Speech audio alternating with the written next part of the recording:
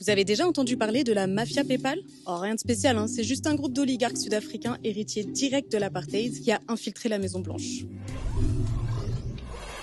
Le journaliste Chris McGreal a décortiqué les origines familiales d'un groupe de milliardaires de la Silicon Valley, tous des anciens de PayPal, et qui ont financé l'arrivée de Trump au pouvoir, ce qui leur a permis d'obtenir des places stratégiques dans son administration. Et vraiment, ça vaut le détour. Donc déjà, on a Elon Musk qui a grandi en Afrique du Sud sous l'apartheid jusqu'au lycée. Son père avait des mines d'émeraude en Zambie, était extrêmement riche. Mais le champion de la famille, c'est son grand-père canadien, le père de sa mère, un néo-nazi qui a déménagé en Afrique du Sud parce qu'il était fan de l'apartheid.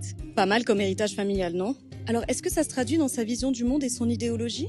Bon, à part son darwinisme social, sa vision transhumaniste et ses saluts romains, je vois pas. Comme vous le savez, Musk a financé l'élection de Trump et a pris la tête du département de l'efficacité gouvernementale. Il est donc au cœur du système et peut largement l'influencer. Deuxième membre du groupe, Peter Thiel. Né en Allemagne, mais il a grandi en Afrique du Sud, puis dans le sud-ouest africain, actuelle Namibie, dans un environnement où Hitler était adulé. Son idéologie? Il a critiqué les programmes d'aide sociale et le droit de vote des femmes, estimant qu'ils affaiblissent le capitalisme. Il paraît même que quand il était étudiant à Stanford, il a défendu l'apartheid en le qualifiant de viable économiquement. Thiel soutient Trump depuis 2016 et son entreprise Palantir est devenue indispensable aux agences de renseignement et l'armée depuis des années. Par ailleurs, son protégé J.D. Vance est devenu vice-président. On a aussi David Sacks, ancien directeur des opérations de PayPal et aujourd'hui l'un des principaux collecteurs de fonds pour Trump, qui est né au Cap et a grandi au sein de la diaspora sud-africaine blanche après que sa famille ait émigré aux États-Unis. Trump l'a nommé tsar de l'IA et des crypto-monnaies.